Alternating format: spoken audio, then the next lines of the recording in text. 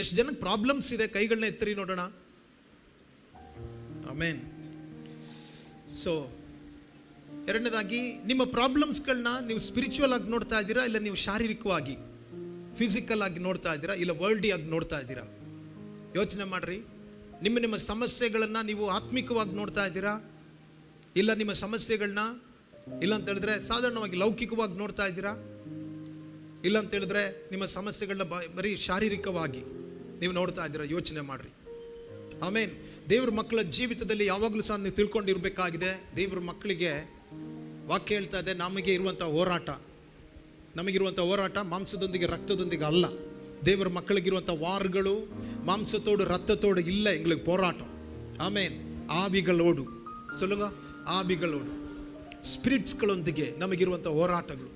ಅಧಿಕಾರದ ಆತ್ಮ, ದೊರೆತನದ ಆತ್ಮ, ಅಂಧಕಾರ ಲೋಕಾಧಿಪತಿಯ ಕ್ರಿಯೆಗಳು, ಆಕಾಶ ಮಂಡಲದಲ್ಲಿ ಕ್ರಿಯೆ ಮಾಡುವಂಥ ದುರಾತ್ಮ ಸೇನೆಗಳು. ಹಲ್ಲೆಲೂಯಾ. ಸೊ ಅದರಿಂದ ನೀವು ಹಾದೋಗುವಂಥ ಪ್ರಾಬ್ಲಮ್ಸ್ಗಳು ಯಾವುದೇ ಇದ್ರೂ ಸಹ ನೀವು ಯಾವತ್ತು ಆತ್ಮಿಕವಾಗಿ ಅದನ್ನ ನೋಡಬೇಕು. ಆವಿಕುರಿ ಅಂತ ಹೇಳಿದ್ರೆ ರಿಲಮ್ಸ್ಗಳು ಓಪನ್ ಆಗಬೇಕು ಸ್ಪಿರಿಚುವಲ್ ಆಗಿ. ಬರೀ ನೀವು ಶಾರೀರಿಕವಾಗಿ ನೋಡಿದ್ರೆ ನಿಮ್ಮ ಪ್ರಾಬ್ಲಮ್ಸ್ಗಳನ್ನ ಯಾವಾಗಲೂ ಸಹ ನನ್ನ ಸಮಸ್ಯೆಗೆ ಇವರೇ ಕಾರಣ ಅಂತ ಹೇಳ್ತೀರಾ. ನನ್ನ ಹೆಂಡತಿನೇ ಕಾರಣ, ನನ್ನ ಗಂಡನೇ ಕಾರಣ, ನನ್ನ ಮನೆಯವರೇ ಕಾರಣ, ನನ್ನ ಮಕ್ಕಳೇ ಕಾರಣ. இப்படிப்பட்ட பிரச்சனை இவளாலதா, இவனாலதா, இவங்களாலதா, இவங்களே பிரச்சனை காரணம் நாங்கள் சொல்கிறீங்க. இல்லை, you have to see your every problem as a spiritual. ನಿಮ್ಮ ಪ್ರತಿಯೊಂದು ನಿಮ್ಮ ಸಮಸ್ಯೆಗಳನ್ನ ನೀವು ಆತ್ಮಿಕವಾಗಿ ನೋಡಬೇಕು. ಆಗ ನೀವು ಡಿಸೈನ್ ಮಾಡಬೇಕು, ನಂತರ ಡಿಸೈನ್ ಮಾಡಬೇಕು, ಅದನ್ನು ವಿವೇಚಿಸಬೇಕು. You have to design that problems. ಆಮೇಲೆ ನೀವು ನೋಡಬೇಕು, ಇದು ಹೇಗೆ ಸಾಧ್ಯ, ಇದು ಯಾವ ರೀತಿಯಾಗಿ ಬಂತು, ಸೊ ಹೇಗೆ ಸಾಧ್ಯ. ನೀವು ಅದನ್ನು ವಿವೇಚಿಸಲಿಲ್ಲ ಅಂತ ಹೇಳಿದ್ರೆ ಕೊನೆದಾಗಿ ಏನಾಗುತ್ತೆ, ಪ್ರಾಬ್ಲಮ್ಸ್ಗಳು ಮನೆ ಒಳಗಡೆ ಸ್ಟಾರ್ಟ್ ಆಗುತ್ತೆ, ಪ್ರಾಬ್ಲಮ್ಸ್ಗಳು ಜನಗಳ ಮಧ್ಯದಲ್ಲಿ ಸ್ಟಾರ್ಟ್ ಆಗುತ್ತೆ, ಪ್ರಾಬ್ಲಮ್ಸ್ ಮೇಲೆ ಒಂದು ಪ್ರಾಬ್ಲಮ್ಸ್ಗಳು, ಎಮೋಷನಲ್ ಆಗಿ ಪ್ರಾಬ್ಲಮ್ಸ್ಗಳು, ಭಯಂಕರ ಟಾರ್ಚರ್ಗಳು ಪ್ರಾರಂಭವಾಗುತ್ತೆ. ಬಟ್ ಅದಕ್ಕೆ ದೇವ್ರ ಮಕ್ಕಳು ಪ್ರತಿಯೊಂದನ್ನು ಸಹ ನೀವು ನೋಡಬೇಕಾಗಿರೋದು, ಬಹಳ ಕೇರ್ಫುಲ್ ಆಗಿ ಅದನ್ನು ನೀವು ನೋಡಬೇಕಾಗಿದೆ. ಸೊ ಇವತ್ತಿನ ದಿನದ ಧ್ಯಾನಕ್ಕೋಸ್ಕರ ನಾನು 2 Chronicles chapter 20, 2 ಪೂರ್ವ ವೃತ್ತಾಂತ ಕಾಲ 20ನೇ ಅಧ್ಯಾಯ.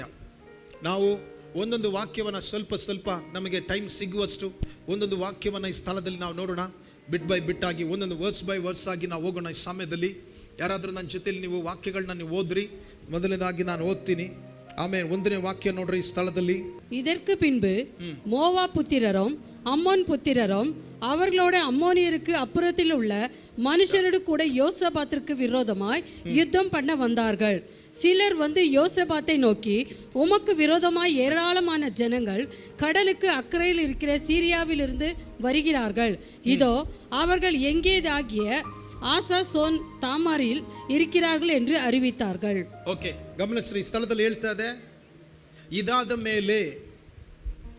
ಮೇಲೆ ಯಾವುದಾದ ಮೇಲೆ ಅದು ಬೇಡ. ನಾನು ಇವಾಗ ಹೇಳ್ತಾ ಇರೋದು ಮೋವಾಬಿಯರು, ಅಮೋನಿಯರು, ಮೆಗೂನಿಯರು. ಹೇಳ್ರಿ, ಮೋವಾಬಿಯರು, ಅಮೋನಿಯರು, ಮೆಗೂನಿಯರು. ಹಲ್ಲೆಲೂಯಾ. ನೋಡ್ರಿ, ಯೆಹೋಷಾಫಾಟನಿಗೆ ವಿರುದ್ಧವಾಗಿ, ವಿರೋಧವಾಗಿ ಯುದ್ಧಕ್ಕೆ ಬಂದರು. ಯಾವುದಕ್ಕೋಸ್ಕರ ಬಂದರು? ಯುದ್ಧಕ್ಕೆ. ಊಟ ಮಾಡ್ಲಿಕ್ಕೋಸ್ಕರನ, ಜೊತೆಲಿ ಫೆಲೋಶಿಪ್ಗಾಗಿನ, ಫಂಕ್ಷನ್ಗಾಗಿನ? ಇಲ್ಲ, ಯುದ್ಧಕ್ಕೋಸ್ಕರ. ಹೇಳ್ರಿ, ಯುದ್ಧ. ತಮಿಳ್ என்ன சொல்கிறது? Tamil Yuddham. Hallelujah. When it happened after this, that the children of Moab and the children of Ammon and with them others beside the Ammonites came to war against Jehoshaphat. Amen. ಯೆಹೋಷಾಫಾಟನಿಗೆ ಎದುರಾಗಿ ಯುದ್ಧಕ್ಕೆ ಬಂದರು. ಆಮೇನ್. ಯೆಹೋಷಾಫಾಟ ಯಾರು? ಒಬ್ಬ ಯಹೂದ್ಯರ ಅರಸ. ಓಕೆ, ಯಹೂದ್ಯ ಕುಲ. ದೇವರು 2 ಕುಲವನ್ನು ಆರಿಸ್ಕೊಂಡ್ರು. Okay, 12 ಕುಲಗಳಲ್ಲಿ ಒಂದು ಪಾಠ ಆಯಿತು, 10 ಒಂದು ಪಾಠ ಆಯಿತು.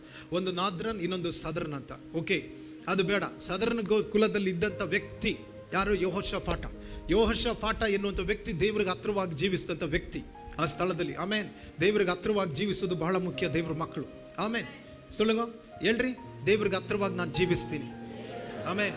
ನೀವು ಯಾರಿಗೆ ಹತ್ರವಾಗಿ ಜೀವಿಸ್ತೀರೋ ಅದಲ್ಲ. ಯು ಹ್ಯಾವ್ ಟು ಸಿ, ಯಾವಾಗಲೂ ದೇವ್ರಿಗೆ ಹತ್ರವಾಗಿ ಜೀವಿಸ್ಬೇಕು. ஆண்டவருக்கு வந்து அடுத்து நீங்கள் வாழணும். தேவனோடு நீங்கள் வாழ கற்றுக்கணும். ದೇವರ ಜೊತೆಯಲ್ಲಿ ಜೀವಿಸಬೇಕಾಗಿದೆ. ದೇವ್ರ ಮಕ್ಕಳು ದೇವ್ರ ಜೊತೆಯಲ್ಲಿ ಜೀವಿಸಬೇಕಾಗಿದ್ದು ಬಹಳ ಮುಖ್ಯ. ಎಷ್ಟು ಜನ ದೇವ್ರ ಜೊತೆಯಲ್ಲಿ ಜೀವಿಸ್ತಾ ಇದ್ರೆ ಕೈಗಳನ್ನ ಎತ್ತಿರಿ. Let me see God, let God see your hands. தேவர ನಿಮ್ಮ கரವನ್ನು ನೋಡ್ಲಿ. பிசாசு உங்க கரங்களை பார்க்கட்டும். உங்க கரங்களை பார்த்தாவா, ஓ அப்படியா பார்க்கட்டும் அவன். ஹல்லேலூயா. ಸೊ ಶತ್ರು ನಿಮ್ಮ ಕರವನ್ನು ನೋಡ್ಲಿ, ಸೈತಾನನು ನಿಮ್ಮ ಕರಗಳನ್ನ ನೋಡ್ಲಿ. ದೇವರ ಜೊತೆಲಿ ನೀವು ಜೀವಿಸ್ತಾ ಇದ್ದೀರಾ, ಇಲ್ಲಿ ಲೋಕದ ಜೊತೆಲಿ ಜೀವಿಸ್ತಾ ಇದ್ದೀರಾ? ದೇವರ ಜೊತೆಲಿ ಜೀವಿಸ್ತಾ ಇದ್ದೀರಾ, ಸೈತಾನನ ಜೊತೆಲಿ ಜೀವಿಸ್ತಾ ಇದ್ದೀರಾ? ಆಮೇನ್. ಎಲ್ಲಿ ಅವನು ಬಂದು ಕೇಳ್ತಾ, ಎಷ್ಟು ಕಾಲ ಈ ರೀತಿಯಾಗಿ ಎರಡು ಮನಸ್ಸಿಂದ ಜೀವಿಸ್ತಾ ಇದ್ದೀರಾ? ಬಾಳನಾದ್ರೆ ಬಾಳನ ಹತ್ರ ಹೋಗ್ರಿ, ಯೆಹೋವನಾದ್ರೆ ಯೆಹೋವನ ಹತ್ರ ಹೋಗ್ರಿ. ಎಷ್ಟು ಕಾಲ? அல்லேலூயா. ಸೊ ದೇವರ ಜೊತೆಲಿ ಜೀವಿಸೋದು ಬಹಳ ಒಳ್ಳೇದು ನಾವು. ஆமென்.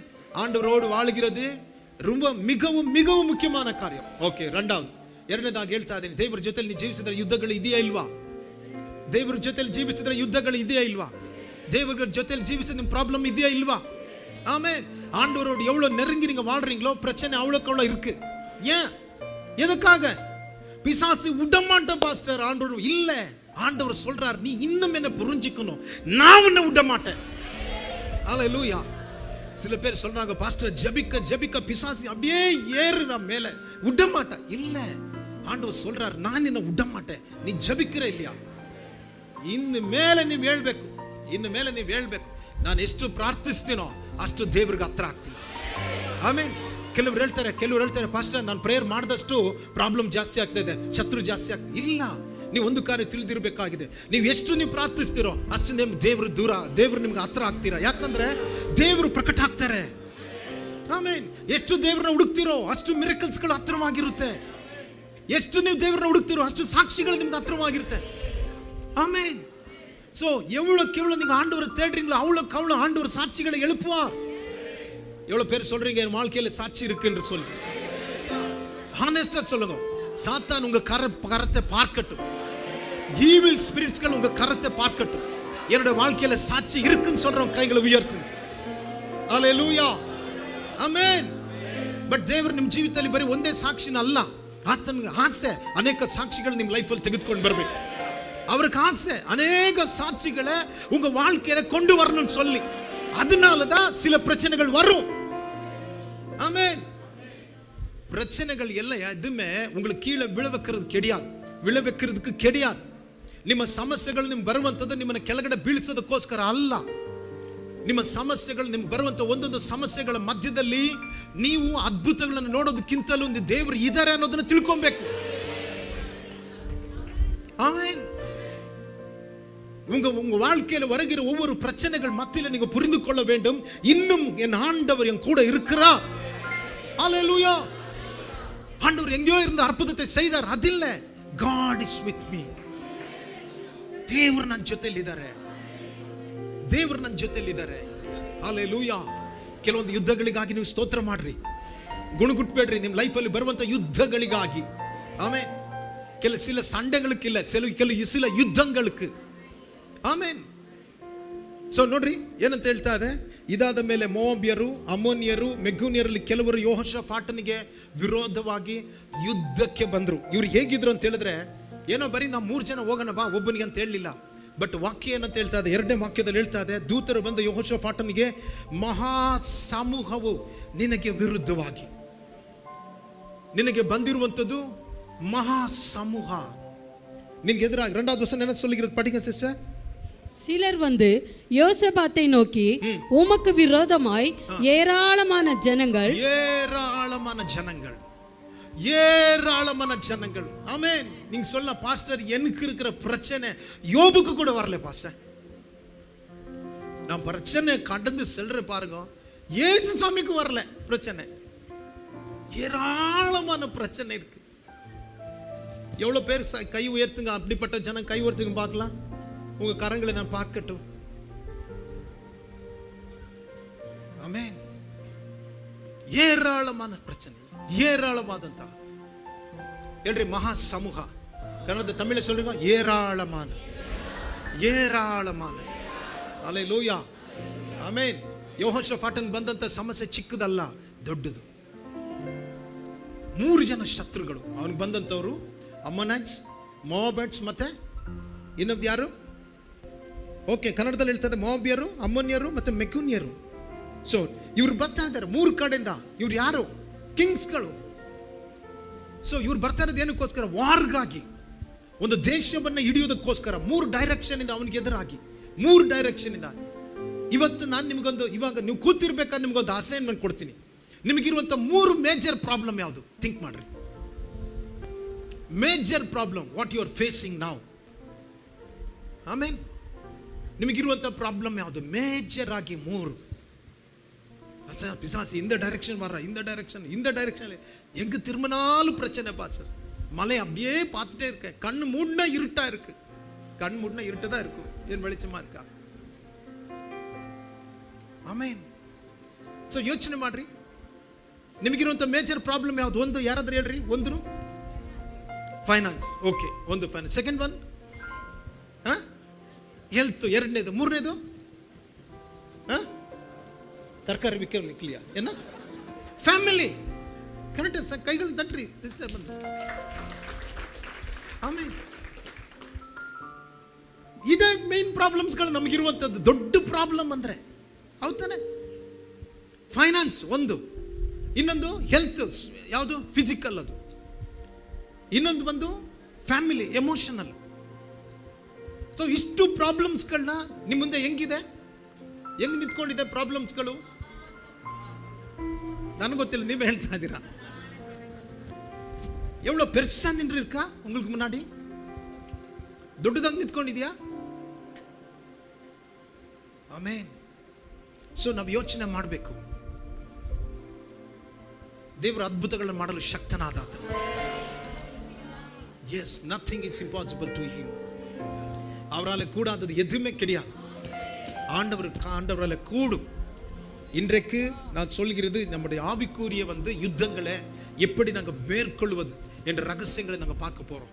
ನಮ್ಮ ಆತ್ಮಿಕ ಯುದ್ಧಗಳನ್ನ ಹೇಗೆ ನಾವು ಜಯಿಸುವಂಥದ್ದು ಎನ್ನುವಂಥ ಸೀಕ್ರೆಟ್ಸ್ಗಳನ್ನ ಈ ಸಮಯದಲ್ಲಿ ನಾವು ನೋಡೋಣ. ಬಟ್ ಅದನ್ನ ಈ ಸ್ಥಳದಲ್ಲಿ ಹೇಳ್ತಾ ಇದೆ, ಯೆಹೋಷಾಫಾಟ್ ಏನ್ ಮಾಡ್ದ ಅದಕ್ಕೆ ಆ ಸಮಯದಲ್ಲಿ. ಓಕೆ, ನೆಕ್ಸ್ಟ್ ಗೋ ಹೆಡ್. 3ನೇ ವಾಕ್ಯ ನೋಡ್ರಿ, 3வது ವಚನ பாருங்க. அப்பொழுது யோசபாத் பயந்து ಯೆಹೋಷಾಫಾಟ್ பயந்தான். ಆಮೇನ್. ನಿಮ್ಮ ಫ್ಯಾಮಿಲಿ ಪ್ರಾಬ್ಲಮ್ಗಳು, ನಿಮ್ಮ ಹೆಲ್ತ್ ಪ್ರಾಬ್ಲಮ್, ನಿಮ್ಮ ನಂತರ ನಿಮ್ಮ ಯಾವುದು ಫಸ್ಟ್ ಫೈನಾನ್ಷಿಯಲ್ ಪ್ರಾಬ್ಲಮ್ಸ್ಗಳು ನಿಮಗೆ ಭಯ ಕೊಡ್ತಾ ಇದೆಯಾ? ಭಯ ಆಗ್ತಾ ಇದೆಯಾ? குடும்பத்தில் இப்படி இருக்க, கணவர் இப்படி இருக்காரு, மனைவி இப்படி, பிள்ளைங்க இப்படி இருக்காங்க, ಸಿಚುವೇಶನ್ இப்படி இருக்கு, பயங்கரமாக ಟಾರ್ಚರ್ இருக்கு, ಮೈಂಡ್ ವರಿ ಭಯಂಕರವಾಗಿದೆ, ಮನಸ್ಸಿನಲ್ಲಿ ಇಂಥ ಚಿಂತೆಗಳು, ಕಳವಳಗಳು, ಮಕ್ಕಳುಗಳ ಸಮಸ್ಯೆಗಳು, ಎಜುಕೇಷನ್ ಪ್ರಾಬ್ಲಮ್ಗಳು, ಇದೆಲ್ಲ ಫ್ಯಾಮಿಲಿ, ಟೋಟಲ್ ಆಗಿ ಫ್ಯಾಮಿಲಿ ಪ್ರಾಬ್ಲಮ್ಸ್ಗಳು. ಅದೇ ರೀತಿಯಾಗಿ ಎರಡನೇದಾಗಿ ಹೆಲ್ತಲ್ಲಿ ಯಾವಾಗ ನೋಡಲಿ ವ್ಯಾಧಿಗಳು, ಸಮಸ್ಯೆಗಳು, ಶರೀರದಲ್ಲಿ ಬಲಹೀನತೆ, ಹಾಸ್ಪಿಟ್ಲಿಗೆ ಹೋಗ್ತಾ ಇದೆ ಹಣಗಳು. ಮೂರನೇದಾಗಿ ಫೈನಾನ್ಷಿಯಲ್ ಆಗಿ ಎಷ್ಟೇ ಬಂದು ಇನ್ಕಮ್ ಇಲ್ಲ, ಸರಿಯಾಗಿ ಜಾಬ್ ಇಲ್ಲ, ಸರಿಯಾಗಿ ಬಿಸ್ನೆಸ್ ಇಲ್ಲ, ಸರಿಯಾಗಿ ಕ್ಲಿಕ್ ಆಗ್ತಾ ಇಲ್ಲ ಬಿಸ್ನೆಸ್ಗಳು, ಹಣ ಬರ್ತಾ ಇಲ್ಲ, ಸಾಲಗಳಾಗ್ತಾ ಇದೆ. Amen, hallelujah. ನಿಮ್ಮೆಲ್ಲರಿಗೂ ಗೊತ್ತು ನಾನು ಯಾಕೆ ಹಲ್ಲೆಲೂಯಾ ಹೇಳ್ದೆ ಅಂತ. ಓಕೆ, ಅಟ್ಲೀಸ್ಟ್ ಒಂದು ಹಾಲೆಲೂಯಾ, ದೇವರು ಕೊಡೋ ಒಂದು ಹಾಲೆಲೂಯಾ ಒಬ್ಬರನ್ನ ಪರಲೋಕದಿಂದ ಕೆಳಗಡೆ ಕರ್ಕೊಂಬಂತು, ಅದಕ್ಕಾಗಿ. ಆಮೆನ್. ನಾನು ಜೋರಾಗಿ ಹಾಲೆಲೂಯಾ ಹೇಳ್ಬೇಕಾದ್ರೆ ನೀವು ತಿಳ್ಕೊಂಡಿರ್ಬೇಕು. ನನ್ನ ಸುಮ್ಮನೆ ನಗಾಡ್ಬಾರ್ದು. அவங்களுக்காக ஜபிக்கிறேன், எழும்பட்டு நீங்க ஜபிக்கணும் அவங்களுக்காக. ಓಕೆ, ಸೊ ನಿಮ್ಮ 3 ಪ್ರಾಬ್ಲಮ್ಗಳು ಯಾವುದು? ಯೆಹೋಷಾಫಾಟನಿಗೆ ಪ್ರಾಬ್ಲಮ್ ಬರಬೇಕಾದ್ರೆ ಮೊದಲನೇದಾಗಿ ಅದು ಅವನ್ನ ಭಯಪಡಿಸ್ತು. ನಮ್ದು ಭಯ ಅನ್ನೋದು ಹ್ಯೂಮನ್ ನೇಚರ್. ಅದ್ರ ಒಂದು ತಿಳ್ಕೊಳ್ಳಿ, ದೇವರು ಈಗಾಗಲೇ ನಿಮಗೂ ಗೊತ್ತು, ನಾನು ಹೇಳಿದ್ದೀನಿ, ಸತ್ಯವೇದದಲ್ಲಿ ಅನೇಕ ಕಡೆ, ನನಗೆ ಗೊತ್ತಿಲ್ಲ 365 ಸಾರಿ ಬೈಬಲ್ ಇದೆ ಅಂತ ಹೇಳ್ತಾರೆ ನೀನು ಭಯ ಪಡಬೇಡ ಅಂತ. 365 ಸಾರಿ, ಬಟ್ ನನಗೆ ಗೊತ್ತಿಲ್ಲ, ನಾನು ಲೆಕ್ಕ ಮಾಡಲಿಲ್ಲ. ಓಕೆ, ಯಾರೋ ಒಬ್ರು ಬಂದು ಹೇಳ್ತಾ ಇದ್ರು 365 ಸಾರಿ ಭಯಪಡಬೇಡ ಎಂದು ಸತ್ಯವೇದದಲ್ಲಿ ಬರೆಯಲ್ಪಟ್ಟಿದೆ. ಕಾರಣ ಏನಂತಂದ್ರೆ, ಒಂದು ವರ್ಷಕ್ಕೆ 365 ದಿನಗಳು. ಅದಕ್ಕೋಸ್ಕರ ದೇವರು ಪ್ರತಿ ಸಮಯದಲ್ಲಿ ಹೇಳ್ತಾ ಇದ್ದಾರೆ, ಫಸ್ಟ್ ನೀನು ಭಯಪಡಬೇಡ. ಮೊದಲನೇದಾಗಿ ಎಷ್ಟೇ ದೊಡ್ಡ ಸಮೂಹ ಇದ್ರೂ ಸಹ ನೀನು ಭಯಪಡಬೇಡ. ಓಕೆ, ಯೆಹೋಷುವ ಭಯಪಟ್ಟು ಏನ್ ಮಾಡ್ತಾ ಇದ್ದಾನೆ? ಯಾಕಂದ್ರೆ ಇವತ್ತು ನಾವು ಭಯಪಟ್ಟು ನಾವು ಏನ್ ಮಾಡ್ತೀವಿ ಅನ್ನೋದು ಬಹಳ ಮುಖ್ಯ. ಆಮೇನ್. ಇಲ್ಲಿ ಯೆಹೋಷಾಫಾಟ್ ಹೇಳ್ತಾ ಇದ್ದಾರೆ, படிக்க சிஸ்டர் என்ன சொல்லுகிறது? அப்பொழுது யோசபாத் பயந்து கர்த்தரை தேடுகிறதற்கு. யாரை தேடுறதுக்கு? கர்த்தரை தேடுகிறது. யாரை தேடினா பயந்து? ನೋಡ್ರಿ, ಭಯಪಟ್ಟು ಯಾರನ್ನ ಹುಡುಕ್ತಾ? ಫೈನಾನ್ಷಿಯರ್ ಹುಡುಕ್ತಾ ಅಂತ சொல்லுகிறா. ಭಯಪಟ್ಟು ಅವನು ಫೈನಾನ್ಷಿಯರ್ನ ಹುಡುಕ್ತಾ. ಯಾರು ಫೈನಾನ್ಸ್ ಕೊಡ್ತಾರೆ? ಅವನು ಭಯಪಟ್ಟು ಅದರ ನಂತರ ಯಾರನ್ನ? ಡಾಕ್ಟರ್ನ ಹುಡುಕ್ತಾ, ಆರೋಗ್ಯ ಎಲ್ಲಿ ಸಿಗುತ್ತೆ. ಭಯಪಟ್ಟು ಕೌನ್ಸಿಲರ್ಸ್ಗಳನ್ನ ಹುಡುಕ್ತಾ, ಯಾರು ಕುಟುಂಬ ಕೌನ್ಸಿಲಿಂಗ್ ಕೊಡ್ತಾರೆ. ಮನುಷ್ಯನ ಹುಡುಕ್ಲಿಲ್ಲ, ಅವನು பயந்து கர்த்தரை தேடுகிறதற்கு. கர்த்தரை தேடினான். கர்த்தரை தேடுகிறதற்கு ஒருமுகப்பட்டு யூதாவெங்கும் Okay. உபவாசத்தை கூறுவித்தான். ಯೂದಾವೆಂಗುಂ ಉಪವಾಸத்தை கூறுவித்தான். ಆ? கூறுவித்தான். ಕೂರ್ವಿತಾನ್. ಪಾರಕ್ ನೋಡ್ರಿ ಏನಂತ ಹೇಳ್ತಾ ಇದೆ, ಯೆಹೋಷಾಫಾಟನು ಎದರಿ ಯೆಹೋವನನ್ನೇ ಆಶ್ರಯಿಸಿಕೊಳ್ಳಬೇಕೆಂದು ನಿರ್ಣಯಿಸಿಕೊಂಡು ಅವನ ತೀರ್ಮಾನ, ಅವನ ಪರ್ಸನಲ್ ಒಪಿನಿಯನ್, ಅವನ ಪರ್ಸನಲ್ ತೀರ್ಮಾನ. ಯಾಕಂದ್ರೆ ಅವನ ಮನಸ್ಸು ಮಾಡಿದ್ರೆ ಅವನ ಸುತ್ತಲೂ ಬೇರೆ ರಾಜ್ಯಗಳು ಇದ್ರು. ಅವನ ಮನಸ್ಸು ಮಾಡಿದ್ರೆ ಈಜಿಪ್ಷಿಯನ್ಸ್ಗಳು ಐಗುಪ್ತ ಕಡೆಗೆ ಹೋಗ್ಬೋದಾಗಿತ್ತು. ಅವನ ಮನಸ್ಸು ಮಾಡಿದ್ರೆ ಫಿಲಿಸ್ಟಿಯನ್ಸ್ಗಳ ಕಡೆ ಬಂದು ಅವನ ಮೈಂಡ್ ಫಿಕ್ಸ್ ಮಾಡ್ಬೋದಾಗಿತ್ತು, ಬನ್ನಿ ಹೆಲ್ಪ್ ಮಾಡಿ ಅಂತ. ನಂತರ ಅರಾಮೈಟ್ಸ್ ಕಡೆಗಳೇ ಬೇರೆ ಕಡೆ ಅವ್ನು ನೋಡ್ಬೋದಾಗಿತ್ತು, ಅರಾಮ್ಯರ ಕಡೆಗೆ. ಇವರೆಲ್ಲರೂ ದೊಡ್ಡ ಬಂದು ಕ್ಯಾಪ್ಟನ್ಗಳು, ಇವರೆಲ್ಲರೂ ದೊಡ್ಡ ಬಂದು ರಾಜರುಗಳು, ವಾರಿಯರ್ಸ್ಗಳು, ಅವರೆಲ್ಲ ದೊಡ್ಡ ಆರ್ಮಿನ ಭಯಂಕರವಾಗಿ ಬಿಲ್ಟ್ ಮಾಡಿದಂಥ ವ್ಯಕ್ತಿಗಳು. ಅವ್ರ ಹತ್ರ ಹೋಗ್ಬೋದಾಗಿತ್ತು. ಬಟ್ ವಾಕ್ಯ ಏನಂತ ಹೇಳ್ತಾ ಇದೆ, ಈ ಸ್ಥಳದಲ್ಲಿ ಯೆಹೋಷಾಫಾಟ ಭಯಪಟ್ಟು ದೇವರ ಸಮ್ಮುಖದ ಹತ್ರ ಹೋದ. ಆಮೇಲೆ ಕರ್ತನನ್ನು ಆಶ್ರಯಿಸಿಕೊಂಡ. ಇವತ್ತು ಮೊದಲನೇದಾಗಿ ನಿಮ್ಮ ಪ್ರಾಬ್ಲಮ್ಸ್ಗಳು ಬರಬೇಕಾದ ನಾನು ಕೇಳ್ತಾ ಇದ್ದೀನಿ, ನೀವು ಯಾರ ಮೇಲೆ ಡಿಪೆಂಡ್ ಆಗ್ತಾ ಇದ್ದೀರಾ? ನಿಮ್ಮ ಡಿಪೆಂಡೆನ್ಸ್ ಬಂದು ಯಾರಾಗಿದ್ದಾರೆ? ನಿಮ್ಮ ಡಿಪೆಂಡೆಂಟ್ ಯಾರಾಗಿದ್ದಾರೆ? ನೀವು ಯಾರ ಮೇಲೆ ಹಾತ್ಕೊಳ್ತಾ ಇದ್ದೀರಾ? ಜಸ್ಟ್ ಯೋಚನೆ ಮಾಡ್ರಿ ಪ್ರಾಕ್ಟಿಕಲ್ ಆಗಿ. ನಿಮ್ಮ ಜೀವಿತದಲ್ಲಿ ಅನೇಕ ಪ್ರಾಬ್ಲಮ್ಸ್ಗಳು ಇರ್ಬೋದು ನಿಮ್ಮ ಲೈಫಲ್ಲಿ. ಆಮೇಲೆ ದೊಡ್ಡ ಪ್ರಾಬ್ಲಮ್ಗಳು ಇರ್ಬೋದು. ಮೇಜರ್ ಪ್ರಾಬ್ಲಮ್ ನೀವು ಹೇಳಿದ್ರಲ್ಲ, ಫೈನಾನ್ಸು, ಹೆಲ್ತ್, ಫ್ಯಾಮಿಲಿ. ಸೊ ಈ ರೀತಿಯಾಗಿ ನೀವು ಹೇಳ್ಬೋದು. ಬಟ್ ಆದರೆ ಒಂದು ಕಾರ್ಯ ನೀವು ತಿಳ್ಕೊಂಡಿರ್ಬೇಕಾಗಿದೆ, ನೀವು ಯಾರ ಮೇಲೆ ಡಿಪೆಂಡ್ ಆಗ್ತಾ ಇದ್ದೀರಾ? ನೀವು ಅದನ್ನು ಕುರಿತು ಒಂದು ಭಯ ಇದೆಯಾ? ಖಂಡಿತವಾಗ್ಲು ಅಫ್ಕೋರ್ಸ್ ನಿಮ್ಗೆ ಭಯಗಳು ಇರಬೇಕಾದ್ರೆ, ಬಟ್ ಯಾರ ಮೇಲೆ ನೀವು ಡಿಪೆಂಡ್ ಆಗ್ತಾ ಇದ್ದೀರಾ? ಇದು ಬಹಳ ಒಂದು ಮುಖ್ಯವಾದಂಥದ್ದು. ಯೆಹೋಷಾಫಾಟನ ಮುಂದೆ ಇದ್ದಂಥದ್ದು ದೊಡ್ಡ ಸಮಸ್ಯೆ. ಹೇಳ್ರಿ, ದೊಡ್ಡ ಸಮಸ್ಯೆ. ಆಮೇಲೆ ದೊಡ್ಡ ಸಮಸ್ಯೆ. ಫಸ್ಟ್ ಅವನ ಒಳಗಡೆ ತೀರ್ಮಾನ ಬಂತು. ಯಾಕೆ ನೋಡ್ರಿ, ಅವನೇನು ಹೇಳ್ತಾ ಇದ್ದಾನೆ, ಯೆಹೋಷಾಫಾಟನು ಎದರಿ ಯೆಹೋವನನ್ನೇ ಆಶ್ರಯಿಸಿಕೊಳ್ಳಬೇಕೆಂದು ನಿರ್ಣಯಿಸಿಕೊಂಡು ಯಹೂದ್ಯರೆಲ್ಲರೂ ಉಪವಾಸ ಮಾಡಬೇಕೆಂದು ಪ್ರಕಟಿಸಿದನು. ಯೆಹೋಷಾಫಾಟ ಏನ್ ಮಾಡ್ತಾ ಇದ್ದಾನೆ? ಫಾಸ್ಟಿಂಗ್ ಮಾಡಬೇಕು. ನೀವು ತಿಳ್ಕೊಂಡ್ರಿ, ಫಾಸ್ಟಿಂಗ್ ಮಾಡಿದಾಗ ಏನಾಗುತ್ತೆ? ಉಪವಾಸ ಮಾಡಬೇಕಾದ್ರೆ ಶರೀರ ಬಲಹೀನ ಆಗುತ್ತೆ. ಶತ್ರುಗಳಿಗೆ ಜಯಿಸ್ಬೇಕಂತ ಹೇಳಿದ್ರೆ ಶರೀರದಲ್ಲಿ ಬಲ ಬೇಕು, ಹೌದಾನೆ? ಆಕ್ಚುಲಿ ಯೆಹೋಷಾಫಾಟ ಹೇಳ್ಬೇಕಾಗಿರೋದು ಏನಂತ, ಜೂಡ ಪೂರ್ತಿಯಾಗಿ ಬಂದು ಅವನು ಡಿಕ್ಲೇರ್ ಮಾಡಬೇಕಾಗಿತ್ತು, ಎಲ್ಲರೂ ರೆಡಿ ಆಗಿ ಪ್ರಿಪೇರ್ ಆಗ್ರಿ, ಫುಡ್ ಅನ್ನು ನೀವು ತೆಗೆದುಕೊಳ್ರಿ, ಎಷ್ಟು ಬೇಕಾಗಿದೆ ಅಷ್ಟು ನೀವು ಫುಡ್ ಅನ್ನು ಕಟ್ಕೊಳ್ರಿ, ಎಷ್ಟು ಬೇಕಾಗಿದೆ ಅದು ಎನರ್ಜಿ ಫುಡ್ಗಳನ್ನ ತಿನ್ರಿ. ಯಾಕೆ? ಬರುತ್ತಿರುವಂಥ ಶತ್ರುಗಳು ಹೇಗಿದ್ದಾರೆ? ಅವರು ಒಂದು ದೊಡ್ಡ ಸಮೂಹದ ರೀತಿಯಲ್ಲಿ ಇದ್ದಾರೆ, ಅವ್ರನ್ನ ಬೀಳಿಸ್ಬೇಕು ನಾವು. ಆ ರೀತಿಯಾಗಿರ್ಬೇಕು, ನಮ್ಗೆ ಎನರ್ಜಿ ಬೇಕು. ಬಟ್ ಯೆಹೋಷಾಫಾಟ ಡಿಕ್ಲೇರ್ ಮಾಡಿದ್ದೇನು ಈ ಸ್ಥಳದಲ್ಲಿ? ಫಾಸ್ಟಿಂಗ್ನ ಯಾರು ಊಟ ಮಾಡಿಬಿಡ್ರಿ. ಆಮೇನ್. ದೇವರ ಮಕ್ಕಳ ಲೈಫಲ್ಲಿ ಸ್ಪಿರಿಚುವಲ್ ಬ್ಯಾಟಲ್ಸ್ಗಳು, ನಿಮ್ಮ ಆತ್ಮಿಕ ಯುದ್ಧಗಳನ್ನು ನೀವು ಜಯಿಸ್ಬೇಕಂತ ಹೇಳಿದ್ರೆ ನಿಮ್ಮ ಶರೀರವನ್ನು ಮೊದಲು ನೀವು ವೀಕ್ ಮಾಡಬೇಕು. ಫಾಸ್ಟಿಂಗ್ ಮಾಡಬೇಕಾಗಿದೆ, ಉಪವಾಸದೊಂದಿಗೆ ದೇವರ ಸಮ್ಮುಖದಲ್ಲಿ ಬರಬೇಕು. Hallelujah, amen. ಸೊ ಆತ್ಮಿಕ ಯುದ್ಧಗಳನ್ನು ಆತ್ಮಿಕವಾಗಿ ನಾವು ಜಯಿಸಬೇಕು. ನಿಮ್ಮ ಸ್ಪಿರಿಚುವಲ್ ಬ್ಯಾಟಲ್ಸ್ಗಳನ್ನ ಜಯಿಸೋದಕ್ಕೋಸ್ಕರ ನೀವು ಒಬ್ಬರೇ ಆಗಬಾರ್ದು, ದೇವರನ್ನ ತೆಗೆದುಕೊಳ್ಬೇಕು, ದೇವ್ರ ಹೆಲ್ಪ್ ಬಂದು ತೆಗೆದುಕೊಳ್ಬೇಕಾಗಿದೆ. ಬಹಳ ಒಂದು ಮುಖ್ಯವಾದಂಥದ್ದು. ಆಮೇನ್. ಸೊ ನೋಡ್ರಿ, ಆಕ್ಚುಲಿ ಗಮನಿಸ್ರಿ, ಇದು ಪರ್ಸನಲ್ ಪ್ರಾಬ್ಲಮಾ, ಫ್ಯಾಮಿಲಿ ಪ್ರಾಬ್ಲಮಾ, ಇಲ್ಲ ನ್ಯಾಷನಲೈಸ್ ಪ್ರಾಬ್ಲಮಾ? ಒಂದು ನೇಷನ್ಗೆ ಬಂದಿರುವಂಥದ್ದ, ಫ್ಯಾಮಿಲಿಗೆ ಬಂದಿರುವಂಥದ್ದ, ಇಲ್ಲ ಪರ್ಸನಲ್ ಆಗಿ ಬಂದಿರುವಂಥದ್ದ? ಒಂದು ನೇಷನ್ಗೆ ಈ ಪ್ರಾಬ್ಲಮ್ ಬಂದಿರೋದು ಯಾರಿಗೆ? ನೇಷನ್ಗೆ ಎದುರಾಗಿ, ದೇಶಕ್ಕೆ ಎದುರಾಗಿ.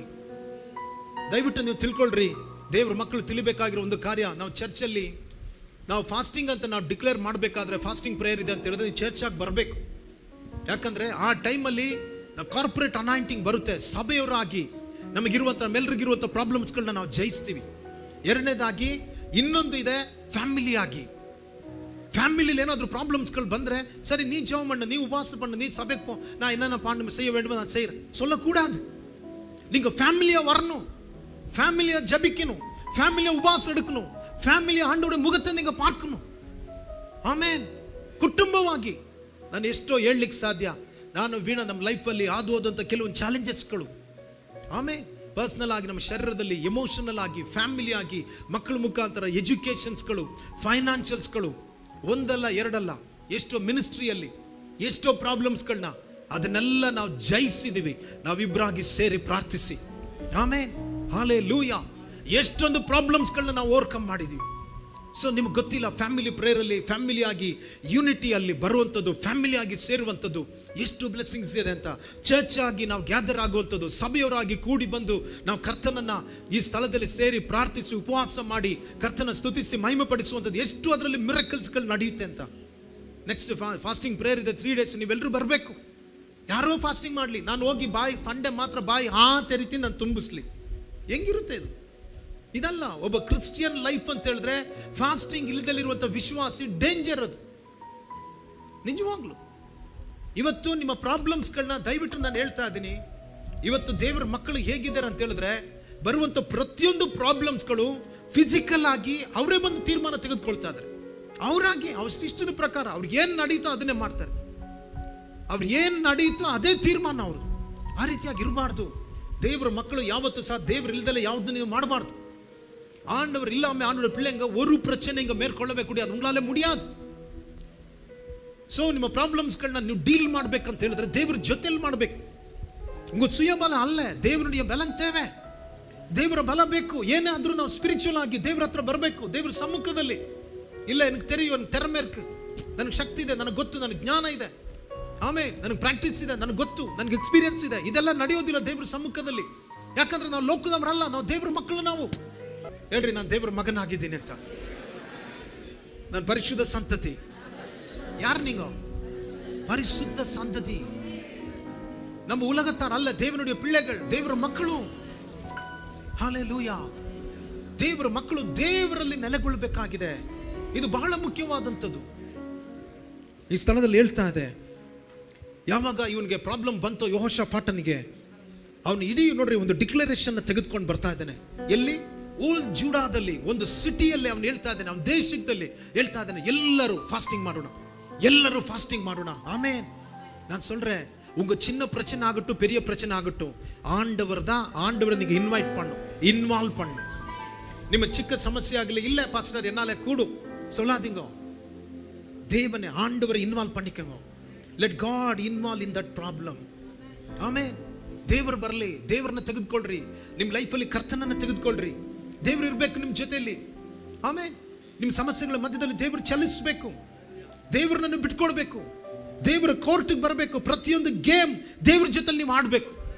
ಕೆಲವು ಸಮಯದಲ್ಲಿ ನಮ್ಮ ಪ್ರಾಬ್ಲಮ್ಸ್ ಅಂದ್ರೆ ನಮ್ಮ ಗೇಮ್ಗಳು, ನಾವೇ ಆಡ್ತಾ ಇದೀವಿ, ಸೋತೋಗ್ತಾ ಇದೀವಿ, ಆಡ್ತಾ ಇದೀವಿ, ಸೋತೋಗ್ತಾ ಇದೀವಿ, ಆಡ್ತಾ ಇದೀವಿ, ಇಲ್ಲ. ದೇವ್ರ ನಿಮ್ಮ ಗೇಮ್ಗಳನ್ನ, ನಿಮ್ಮ ಗೇಮ್ ಜೊತೆಲಿ ದೇವ್ರನ್ನ ಕರ್ಕೊಳ್ರಿ. ಹಲ್ಲೆಲೂಯಾ. ಆಮೇನ್. ದೇವ್ರನ್ನ ಕರ್ಕೊಳ್ಳಿ ನಿಮ್ಮ ಆಟದ ಜೊತೆಲಿ. ದೇವ್ರ ಆಟ ಆಡ್ಲಿ ನಿಮ್ಮ ಜೊತೆಲಿ, ದೇವ್ರ ಚಲಿಸ್ಲಿ ನಿಮ್ಮ ಜೊತೆಲಿ.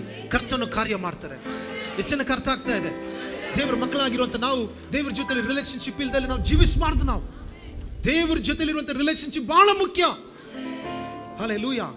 ಎಷ್ಟು ಜನಕ್ಕೆ ಅರ್ಥ ಆಗ್ತಾ ಇದೆ ನಾನು ಹೇಳ್ತಾರೆ? ಬಟ್ ಯೆಹೋಷಾಫಾಟನು ಒಂದು ಡಿಕ್ಲರೇಷನ್ ಮಾಡ್ತಾ ಇದ್ದಾನೆ. ಓಲ್ ಇದಕ್ಕೆ ಅಲ್ಲಿರುವಂತ ಪೂರ್ತಿ ಆ ಜೂಡಾಗೆ, ಆ ನೇಷನ್ಗೆ ಅವನು ಡಿಕ್ಲೇರ್ ಮಾಡ್ತಾ ಇದ್ದಾನೆ, ಎಲ್ಲರೂ ಫಾಸ್ಟಿಂಗ್ ಇರಬೇಕು, ಎಲ್ಲರೂ ಕೂಡಿ ಬರ್ಬೇಕಂತ.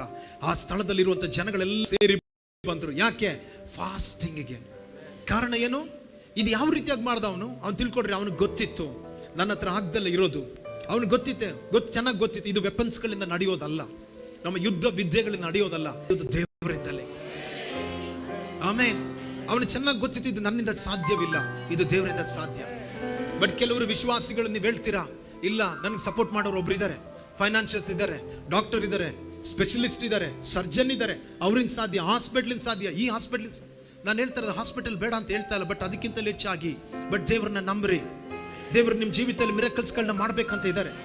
ஆண்டவருக்கு சில சாட்சிகளை எழுப்ப வேண்டும் இருக்கிறார். உங்க வாழ்க்கையில உங்க குடும்பத்தில சில சாட்சிகளை கர்த்தர் எழுப்ப இருக்கிறார். ஆமென். நீ ஒரு விசுவாசினா உங்க வாழ்க்கையில சாட்சி தேவைதான். நான் ಒಬ್ಬ ವಿಶ್ವಾಸಿ ಅಂತ ಹೇಳೋದಾದ್ರೆ you should expect the witness, the testimony in your life. God is he is ready to do great things in your life. But ಒಂದೇ ಒಂದು ಕಾರ್ಯ, ನೀವು ಆತನ ಮೇಲೆ ಡಿಪೆಂಡ್ ಆಗಬೇಕು. ಅವ್ರ ತೇಡನು, ಅವರೋಡು ನಿಗ ವಾಳ ನಿಗ ಕತ್ತುಗನು, ಅದ ಮುಖ್ಯ. ಅದು ನಿಮ್ಮ ಜೀವಿತದಲ್ಲಿ ಬಹಳ ಮುಖ್ಯ. ದಯವಿಟ್ಟು ಹೇಳ್ತಾ ಇದ್ದೀನಿ, ದೇವ್ರನ್ನ ಅಲೋ ಮಾಡ್ರಿ, ದೇವ್ರಿಗೆ ಬಿಟ್ಕೊಡ್ರಿ, ಆತನಿಗೆ ಅಲೋ ಮಾಡ್ರಿ ನಿಮ್ಮ ಜೀವಿತದಲ್ಲಿ. ದೇವ್ರ ಇಲ್ದಲ್ಲೇ ಜೀವಿಸಬೇಡ್ರಿ. ಈ ಪ್ರಾಬ್ಲಮ್ ಎಷ್ಟೇ ಇದ್ರು ನಾನು ಹ್ಯಾಂಡಲ್ ಮಾಡ್ತೀನಿ, ಇಲ್ಲ ಜನಗಳ ಹತ್ರ ಹೋಗ್ತೀನಿ, ಇಲ್ಲ. ದೇವ್ರ ಜೊತೆ ನಿಮಗೆ ಎಕ್ಸ್ಪೀರಿಯನ್ಸ್ ಬೇಕಾಗಿದೆ. ಯೆಹೋಷಾಫಾಟನ ಅವನು ತಿಳ್ಕೊಂಡ. ಯಾಕಂದ್ರೆ ಅವನು ಹಿಂದೆ ಇದ್ದಂಥ ಕೆಲವು ಶತ್ರುಗಳು, ಕೆಲವು ರಾಜ್ಯಗಳು ಬಿದ್ದೋದು, ಅವನಿಗಿದ್ದಂಥ ಕೆಲವು ರಾಜ್ಯಗಳು ಬಿದ್ದೋದ್ರು. ಬಟ್ ಈಗೊಂದು ತೀರ್ಮಾನ ತೆಗೆದುಕೊಂಡ, ಅವರು ದೇವ್ರ ಇಲ್ದಲ್ಲೇ ಬಿದ್ದೋದ್ರು, ಬಟ್ ನಾನು ಬಿದ್ದೋಗ್ಬಾರ್ದು. ಆಮೇಲೆ ಅವ್ರು ದೇವ್ರು ಇಲ್ದಲೆ ದೇವ್ರನ್ನ ಬಿಟ್ಟರು, ಬಟ್ ನಾನು ಬಿಡಬಾರ್ದು. ಸೊ ನನ್ನ ಜೊತೆಲಿ ದೇವ್ರು ಬೇಕು, ನನ್ನ ರಾಜ್ಯಕ್ಕೆ ದೇವ್ರು ಬೇಕು, ನನ್ನ ಫ್ಯಾಮಿಲಿಗೆ ದೇವ್ರು ಬೇಕು. ಹೇಳ್ರಿ ನನ್ನ ಕುಟುಂಬಕ್ಕೆ ದೇವ್ರು ಬೇಕು, ಹೇಳ್ರಿ ನನ್ನ ಮಕ್ಕಳಿಗೆ ದೇವ್ರು ಬೇಕು. ஆமென். ಹೇಳ್ರಿ ನನ್ನ ಬಿಸ್ನೆಸ್ಗೆ ದೇವ್ರು ಬೇಕು. சொல்லுங்க, வாய் திறந்து சொல்லுங்க, சொல்லுங்க. என் குடும்பத்திற்கு தேவன் தேவை, எனக்கு தேவன் தேவை. I want my God. Amen. ನನ್ನ ದೇವರು ನನಗೆ ಬೇಕಾಗಿದೆ. ಹೇಳ್ರಿ ನನ್ನ ಕುಟುಂಬಕ್ಕೆ ದೇವರು ಬೇಕು. சொல்லுங்க, என் லைஃப்க்கு ஆண்டவர் தேவை, ನನ್ನ ಕೆಲಸಕ್ಕೆ, ನನ್ನ ಜಾಬ್ಗೆ ದೇವರು ಬೇಕು, ನನ್ನ ಮ್ಯಾರೇಜ್ಗೆ ದೇವರು ಬೇಕು.